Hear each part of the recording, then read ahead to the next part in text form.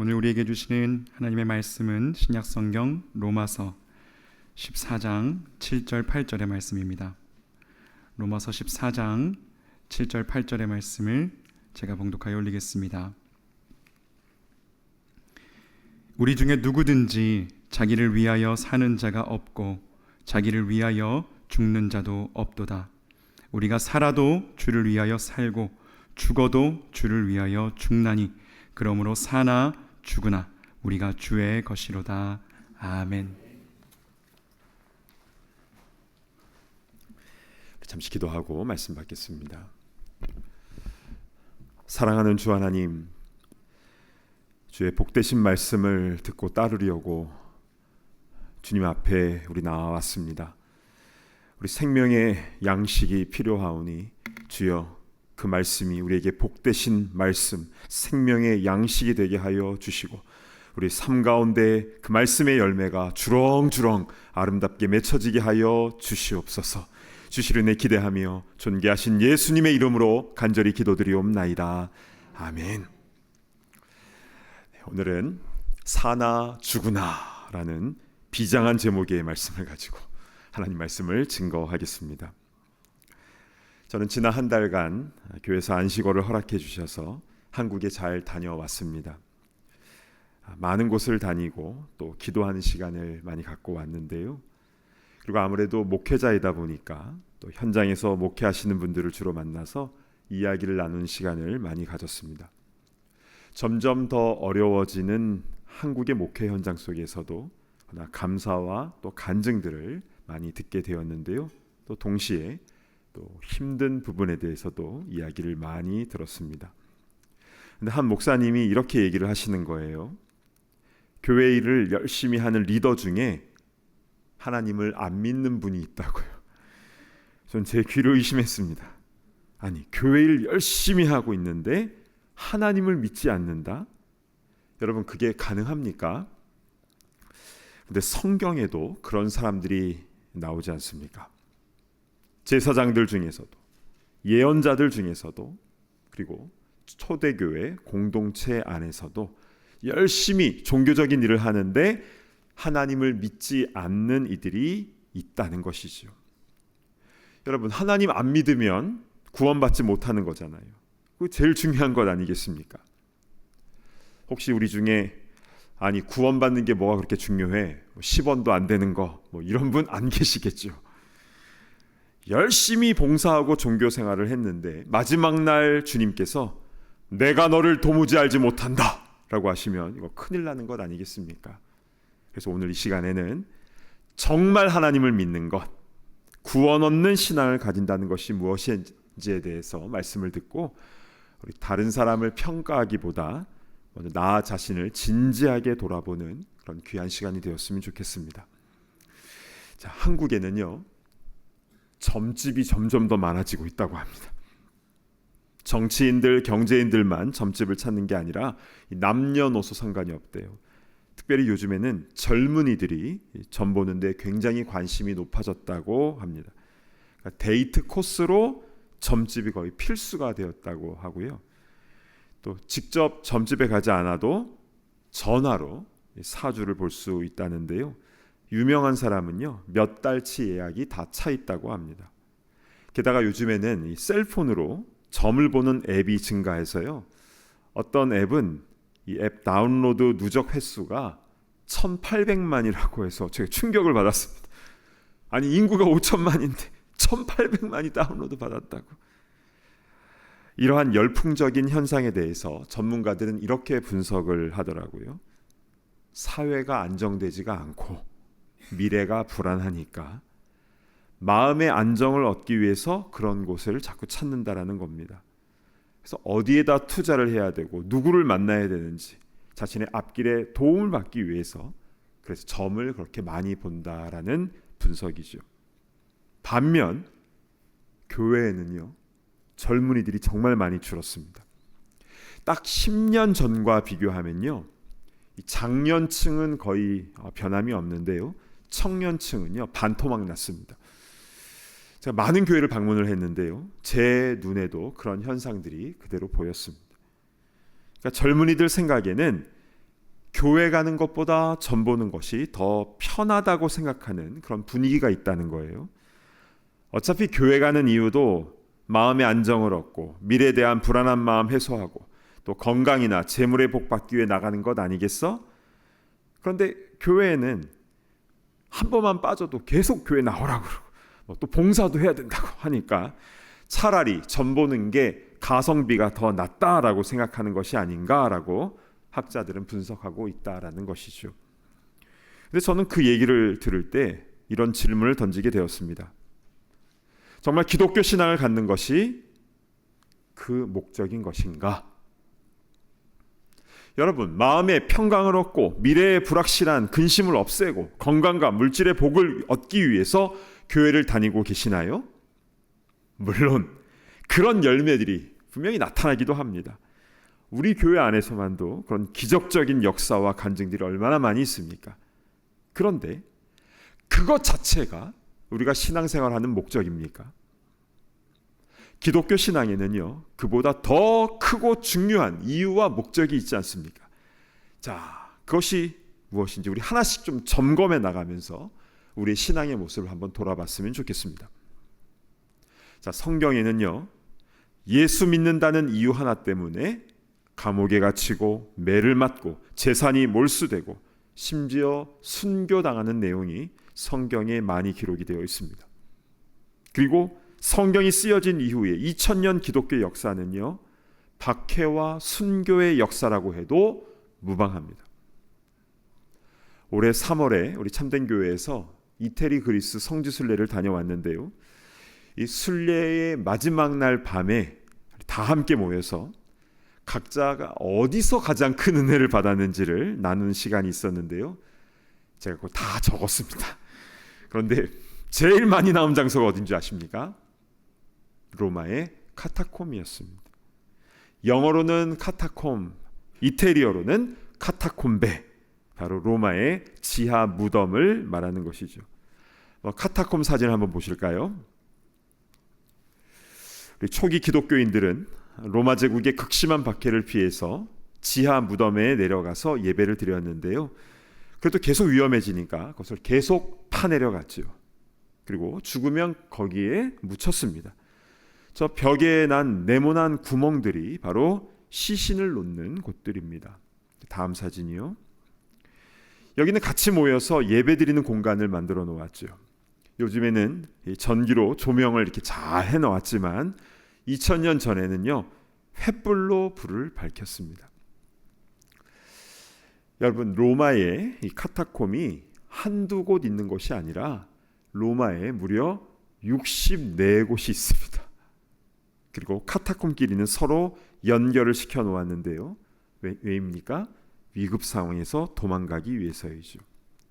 깊이로는요, 지하 4, 5층까지 내려가는 곳도 있는데요, 그 길이를 다 합치니까 370마일이 된다고 합니다. 여러분, 38선 휴전선이 155마일입니다. 그런데 2배가 넘는 그 길이를 파내려갔다는 것이죠. 이 카타콤의 통로가요, 미로같이 굉장히 복잡하게 되어 있어서요, 이 카타콤에는요, 현지인 가이드가 없이 절대로 들어갈 수가 없습니다. 혼자 들어가면요, 방향 감각이 다 사라집니다. 우리는 로마의 카타콤 중에서도 도미틸라 카타콤의 현지 가이드와 함께 내려갔는데요, 근데 거기 예배드리는 공간에서 찬양하고 말씀 듣고 기도하였습니다.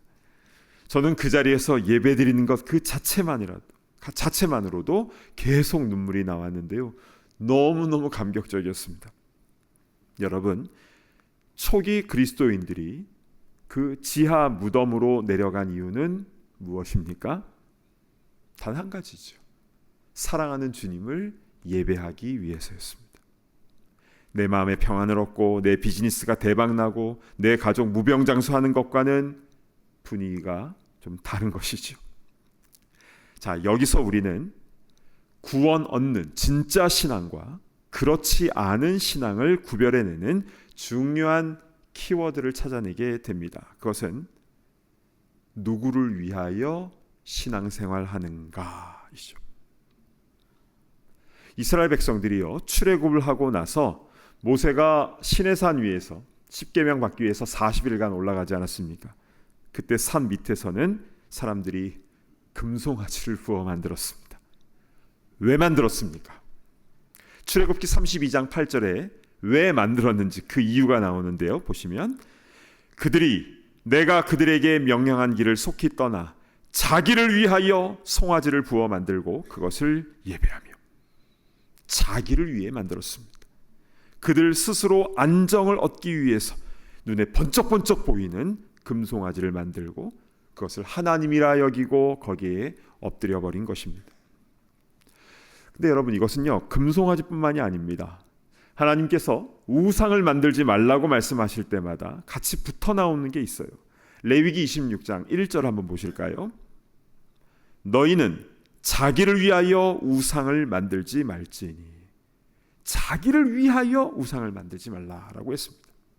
이번에는 신명기로 가볼까요? 5장 8절입니다.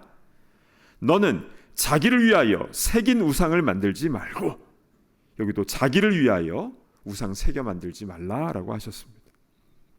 이번엔 저 뒤에 호세아서로 한번 가보면요, 8장 4절입니다. 그들이 또 그 은금으로 자기를 위하여 우상을 만들었나니 결국은 파괴되고 말리라. 여러분, 왜 우상을 만들 때 자기를 위하여라는 표현이 같이 붙어 나오는 것입니까?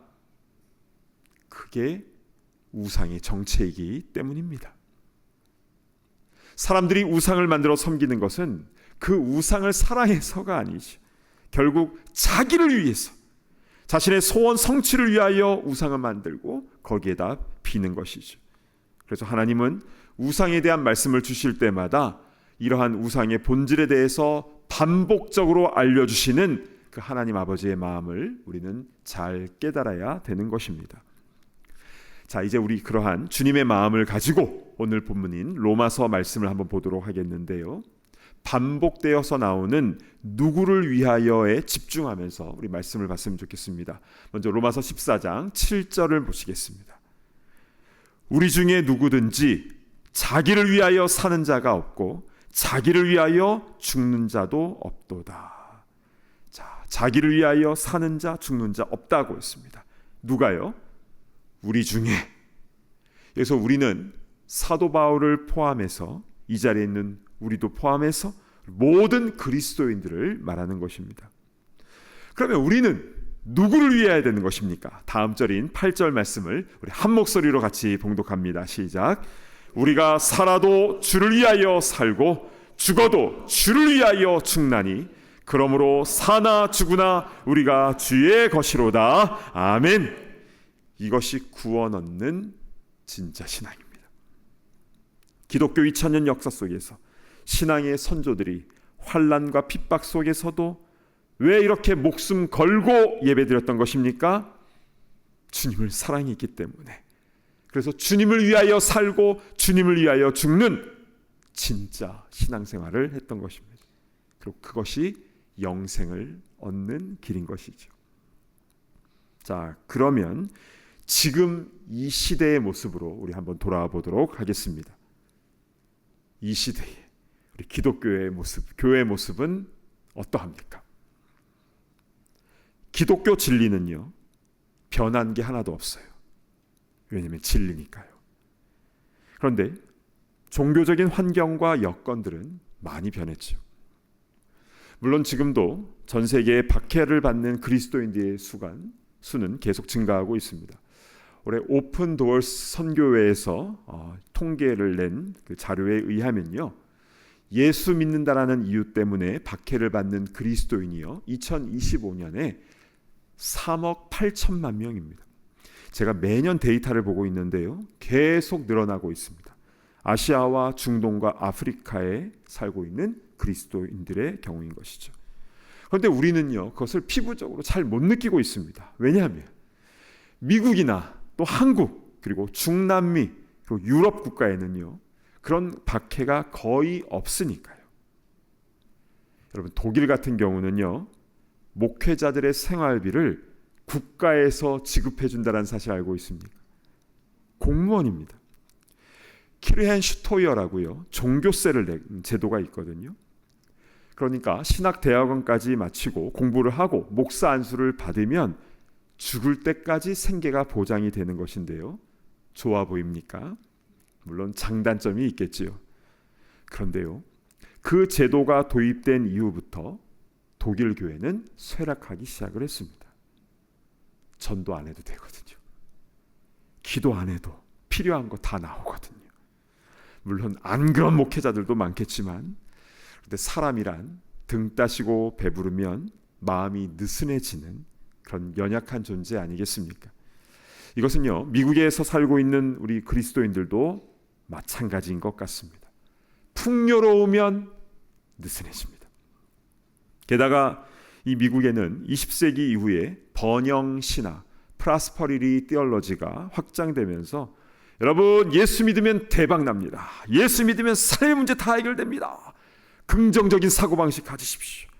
이런 나를 위한 메시지가 자꾸 드러나면서 사람들은 이런 교회에 대거 몰리기 시작을 했죠.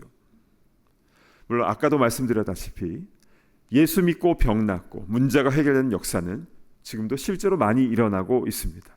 그런데 그것 자체가 신앙의 목적이 되어버렸을 때 거룩하신 하나님을 나를 위한 도구로 여겨버리는 큰 위험에 빠지게 되었다라는 것입니다. 그리고 그렇게 예수 믿는 사람은요, 큰 환난 오면 다 나가 떨어집니다. 왜냐하면 진짜가 아니기 때문이죠. 자, 그러면 어떻게 하면 나를 위하여가 아니라 하나님을 위한, 주를 위한 참된 신앙생활을 할 수 있습니까? 요한복음 3장에는요, 한밤중에 어떤 사람이 예수님이 머무신 곳으로 똑똑똑하며 찾아왔습니다. 이 사람은 신앙심도 대단했고 또 돈과 명예도 있었죠. 그는 유대인의 지도자 중에 한 명이었던 니고데모라는 사람이었습니다. 그는 예수님이 메시아이심을 직감하고 남들의 눈을 피해서 한밤중에 예수님 만나고 싶어서 그렇게 찾아온 것이었습니다. 우리 예수님은 그런 니고데모를 환영해 주시면서 너무나 중요한 하나님 나라의 원리에 대해서 말씀해 주시는데요. 요한복음 3장 3절 말씀을 보시겠습니다. 진실로 진실로 내게 이르노니 사람이 거듭나지 아니하면 하나님의 나라를 볼 수 없느니라. 자, 여기에서 거듭남에 대해서 말씀하셨는데요. born again, 그러니까 다시 태어나야 된다는 거죠. 그렇지 아니하면 하나님 나라를 볼 수 없다고 말씀하셨습니다. 그러니까 니고데모가 잘 이해가 안 되니까 이 거듭난다는 게 무엇이냐고, 어머니 뱃속에 다시 들어갔다 나와야 되냐고 이렇게 묻기도 했는데요. 여러분, 거듭난 그리스도인이 되어야 하나님 나라를 볼 수 있고 구원을 얻게 되는데, 그러면 이 거듭난다라는 것은 무엇입니까? 어떻게 우리가 다시 태어날 수 있다는 말입니까? 자, 이제부터 이것에 대해서 설명을 드리겠는데요. 우리 주의 말씀을 잘 경청해 보시길 바랍니다. 여러분은 예수님께서 나의 구주가 되시고 나의 죄값을 다 십자가 위에서 치르셨다라는 사실을 믿으십니까? 아멘. 나의 마음으로 믿어 입으로 시인하는 것 매우 중요합니다. 자, 그런데요, 이 내가 구원받았다는 것을 입으로만 말한다고 해서 이게 다 된 게 아니잖아요. 진짜 거듭난 그리스도인이 되는 방법은 나의 옛자, old self가 예수 그리스도와 함께 죽고 이제 예수님과 함께 새 사람, new self가 되는 것을 의미합니다. 세례가 바로 그런 의미인데요. 그러니까 당시 요단강에 푹 잠기면서 나는 예수님과 함께 죽었습니다. 그리고 다시 물에서 푹 나오면서 나는 이제 새 생명을 얻었습니다. 이 고백 아니겠습니까? 그렇게 다시 태어나는 겁니다. 자, 그런데 이렇게 세례 의식을 했다고 해서 다 거듭났다라고 말할 수 있습니까? 그럴 수 없는 게요. 왜냐하면 성경에는 물로만이 아니라 물과 성령으로 거듭나야 된다라고 말씀하고 있기 때문입니다. 자, 그러면 성령으로 거듭나는 것에 대해서, 그것은 무엇인지에 대해서 이제 설명을 드리도록 하겠습니다. 사람의 마음속에는요, 이 한가운데에 마음의 집이 있다고 합니다. 그런데 그 집의 한가운데는 그 집의 주인이 앉는 자리가 있어요. 근데 예전에는 내가 그 자리에 앉아서 내가 주인 노릇을 한 것이죠. 교회를 다니고 있든 다니고 있지 않고를 떠나서 내가 나를 위하여 살았던 것입니다.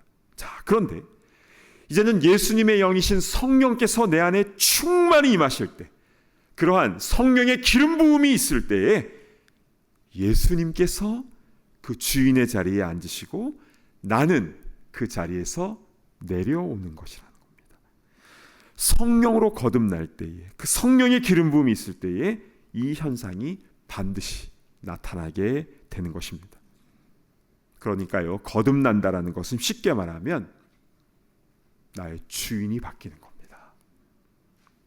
그래서 거듭난 그리스도인은 자기를 위하여 하나님을 이용하지 않아요. 오히려 하나님을 위하여, 주를 위하여 나 자신을 기꺼이 드리고자 하는 것이죠. 그런데 우리는 계산에 빠르잖아요. 그렇게 살면 손해보는 거 아닌가? 그럼 이제는 나는 아무것도 아니네. 나는 이제 주인도 아니고 나는 이제 다 없어지고 이제는 하나님만을 위해서 살아야 되는 거네. 그런데 여러분, 여기에 기쁜 소식이 있습니다. 우리 주님은요, 처음부터 나를 위하여 모든 것을 다 내어주셨습니다. 목숨까지도 아끼지 아니하시고 나를 위하여 그 귀하신 분께서 모든 것을 다 내어주셨다는 것이죠. 그러니까 진정한 그리스도인이 된다는 것은 주님은 나를 위하여 모든 것을 다 내어주시고, 그리고 나는 주를 위하여 모든 것을 드리는 이러한 서로 섬기는 영적인 관계가 되는 것입니다. 이러한 감격과 기쁨을 영원히 누리시기를 축복합니다. 아멘. 마지막으로 한 가지 이야기를 드리고 설교를 마무리하고자 합니다. 혹시 서울 양화진에 있는 외국인 선교사 묘지에 가보셨습니까? 많은 분들은 거기를 직접 찾아가는 분들이 있죠. 그곳에는요, 조선 땅에 복음을 들고 찾아온 수많은 선교사님들의 묘지들이 있는데요, 사람은 한번 태어나면 죽는 것이기 때문에 옛분들의 묘지가 있는 것은 자연스러운 일인 것이고, 그리고 그분들의 헌신과 섬김에 대해서 고마운 마음이 막 일어나게 됩니다. 자, 그런데 양화진에서는요, 늘 제 마음이 머무르는 곳이 있는데 바로 선교사님들의 자녀들의 무덤입니다. 한번 사진을 보실까요? 무덤이 작아요. 이 작은 무덤을 보면요, 가슴이 먹먹해집니다. 이들은 어린 나이에 부모를 따라서 조선 땅에 왔거나 아니면 조선에서 태어난 선교사님들의 자녀들인데요, 지금은 큰 문제도 되지 않는 장티푸스, 홍역, 이질 같은 전염병이 돌 때에 어떻게 손쓸 겨를도 없이 그냥 이렇게 자녀들을 잃어버린 것. 조선 땅에다가 그 땅을 파고 이 어린 자녀를 묻어야 하는 그 부모 선교사들의 마음이 어떠했을까요? 그런데도 그들은 계속 그곳을 떠나지 않고 복음의 씨를 뿌렸던 것이죠. 제가 존경하는 한 목사님도 이 부분이 참 궁금했대요. 아니, 잘 사는 나라에 살고 있던 이들이 다 엘리트들이었는데 왜 이 어려웠던 내 조국에 찾아와서 가족이 이렇게 일찍 죽기도 하고 이런 어려움을 겪고 이렇게 사서 고생을 했는가? 그 질문이 계속 일어났다는 것이죠. 그래서 그 양화진에서 몇 시간을 서성이다가 근데 한 선교사님의 비문 앞에서 그 질문이 해결되었다라고 고백하셨는데요, 사진을 한번 보실까요? 여기는 윌리엄 제임스 홀 선교사님과 그의 아내 로제타 선교사님 부부의 묘비인데요, 제가 개인적으로도 참 좋아하는 분들입니다. 이 비문이요, 잘 안 보이실 텐데 뭐라고 써 있냐면요, 의료 선교사로서 이들의 출생과 사망에 대한 날짜와 내용들을 써 놓았고요. 그런데 맨 밑에 작은 글씨로 뭐라고 써 놓았냐면요, 제가 이렇게 빨간색 줄을 이렇게 좀 쳐놨습니다. 거기 뭐라고 영어로 써 있냐면 Whether we live or die, we are the Lord's. 사나 죽으나 우리는 주의 것이로다. 오늘 본문인 로마서 14장 8절의 말씀입니다. 그 목사님이요, 그 한 구절 말씀을 보면서 모든 비밀이 다 풀렸다라고 고백을 하셨습니다. 사나 죽으나 우리는 주님의 것이라는 그 믿음이 있었기에 그들은 편안함을 구하지 아니하고 죽기까지 부르신 곳에서 복음을 전하려고 충성을 다했던 것이었습니다. 그런데 여러분, 우리도 바로 그런 사명의 길로 부름받은 성도들인 줄로 믿으시기를 바랍니다. 아멘. 원하기는 나를 위하여가 아니라 사나 죽으나 오직 주를 위하여 그분의 뜻대로 순종하며 살아가는 그런 구원 얻는 그리스도인들 다 되시기를 진심으로 축복합니다. 아멘. 이제 우리 찬송가 549장 우리 3절 우리 함께 부르시겠는데요. 우리 짧지만 우리 마음을 다해서 부르시고 우리 함께 기도하는 시간을 갖도록 하겠습니다. 내 주여 뜻대로 내 주여 뜻대로 행하시옵소서. 내 모든 일들을 다 주께 맡기고 저 천성 향하여 고요히 가리니 살든지 죽든지 뜻대로 하소서. 살든지 죽든지 살든지 죽든지 뜻대로 하소서.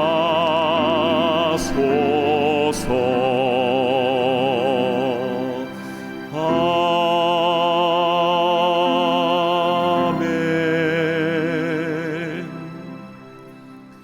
우리 눈을 감고 함께 기도하는 시간을 갖도록 하겠습니다. 여러분, 지금 나의 신앙은 어떠한 모습입니까?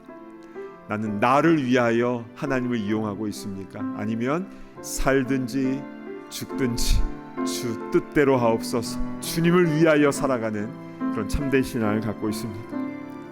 오늘 말씀을 통해서 우리 마음에 찔림이 있습니까? 이제 우리 함께 기도할 때, 오 주님, 내가 주인 되는 삶 살지 않도록 인도하여 주시옵소서. 정말 주님께서 주인 되시는 삶을 살게 하여 주시고, 그래서 신앙의 선조들이 목숨 걸고 지켜왔던 그 신앙을 우리도 지켜나가며 또 증거하며 나아갈 수 있도록 인도하여 주시옵소서. 우리 시간 함께 주여 한번 외치며 통성으로 기도하며 나아갑니다. 주여! 아버지 하나님, 아버지 하나님 은혜 베풀어 주시옵소서. 아버지 하나님 은혜를 베풀어 주시옵소서. 아버지 하나님, 우리가 열심히 신앙생활하고 하나님을 믿지 않고 있는 우리 가운데 있지는 않습니까? 아버지 하나님, 내가 주인 되지 않도록 인도하시고 주님이 주인 되신 삶을 살아갈 수 있도록 인도하여 주시옵소서. 살든지 죽든지 주의 뜻대로 순종하며 나아가는 우리가 될 수 있도록 인도하여 주시고, 나의 옛자는 예수님의 십자가 함께 정과 욕심을 다 못 받게 하여 주시고, 주님과 함께 새로 태어날 수 있도록 인도하시고, 거듭난 그리스도인으로서 아버지의 주의 영광과 주님께서 주신 사명을 위하여 부르시는 그날까지 충성을 다할 수 있도록 인도하여 주시옵소서. 아버지 하나님 은혜를 베풀어 주시옵소서. 주님께서 부르시는 그날까지 아버지 하나님의 사명을 잘 감당하며 나아가는 우리 모두가 다 될 수 있도록 인도하여 주시옵소서.